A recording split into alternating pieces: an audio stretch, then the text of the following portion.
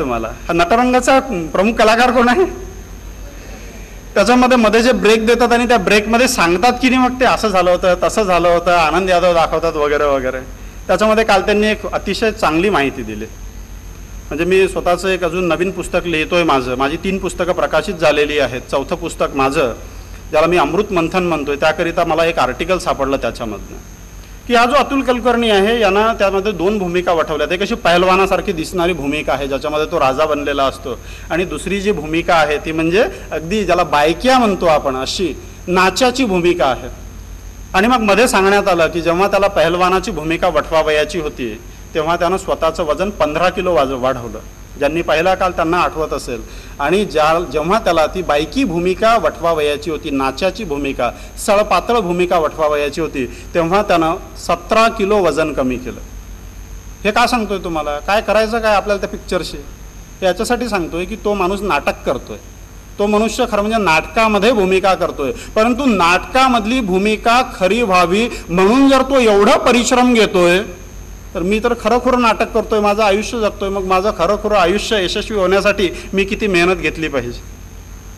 जर आपलं वजन या स्पर्धा परीक्षेचा अभ्यास करताना 5 किलो तरी घटलं पाहिजे, असा एक मनोदय स्वतःच्या मनाशी व्यक्त करा. बोलण्यासारखं खूप काही आहे. बोलताना मी एक टर्म नेहमी वापरत असतो की स्पर्धा परीक्षेत जर यशस्वी व्हायचं असेल तर दररोज एक पदार्थ खाल्ला पाहिजे. माहिती आहे काय? झेंडू पंचारी, बैद्यनाथ शंखपुष्पी. मी असं नेहमी म्हणतो की स्पर्धा परीक्षेत जर का यशस्वी व्हायचं असेल तर दररोज आईस्क्रीम खात जा. आता तुम्ही म्हणाल कुठल्या ब्रँडचं खायचं, वाडीलालचं खायचं की अमूलचं खायचं? तर हा ब्रँड मात्र थोडा वेगळा आहे. या आईस्क्रीम मधला आ जो आहे तो आत्मविश्वासचा आहे, ई जो आहे तो इच्छाशक्तीचा आहे, स जो आहे तो सकारात्मकतेचा आहे, क्री हा क्रियाशीलतेचा आहे, आणि म हा महत्वाकांक्षेचा आहे. यापासून बनलेलं हे आईस्क्रीम आहे. रँगलर परांजपे नावाचे एक गृहस्थ होऊन गेले. रँगलर ही गणितामधली त्या काळची सर्वोच्च पदवी.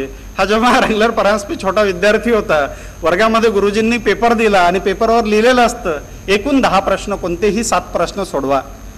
या रँगलर परांजपेंनी तो पेपर घेतला, धन धन धन धन 10 प्रश्न सोडले आणि सगळ्यात वर पेपरवर लिहून टाकलं की कोणतेही 7 प्रश्न तपासा. आत्मविश्वास याला म्हणतात. आत्मविश्वास झाला.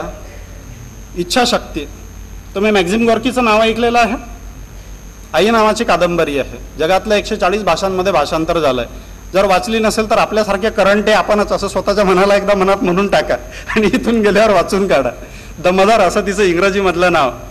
रशियन राज्यक्रांती 1917 या राज्यक्रांतीला म्हणजे साहित्यिक ठिणगी देणारी कादंबरी म्हणजे दमदार आई. हा मॅक्झिम गॉर्की कसा होता? त्याचे वडील 1 नंबरचे दारुडे होते, आणि दारुड्या मनुष्य घरी आला की पहिला प्रश्न बायकोला आणि मुलाला विचारतो की तुम्ही फुकट खाता, तुम्ही काय करता, तुम्ही काय कमावता. या मॅक्झिम गॉर्कीचा वडीलही घरी असाच यायचा, घरी तमाशा करायचा. त्या मॅक्झिम गॉर्की 12-13 वर्षाचा मुलगा, त्याला शाळेतून काढून टाकलं.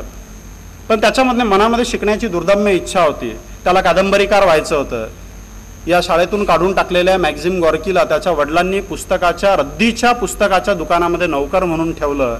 रद्दीच्या आधारे हा मॅक्झिम गॉर्की अभ्यास करत गेला, आणि या मॅक्झिम गॉर्कीनं रद्दीतलं साहित्य वाचून स्वतःची प्रतिभा विकसित केली आणि आई नावाची कादंबरी लिहिली की जिला बायबलच्या नंतरचा खपाचा ग्रंथ 140 भाषांमध्ये भाषांतरित झालेला ग्रंथ अशी मान्यता आहे. रशियन राज्यक्रांतीला साहित्यिक ठिणगी जर कोणी दिली असेल तर ती या मॅक्झिम गॉर्कीच्या आई नावाच्या कादंबरीनं.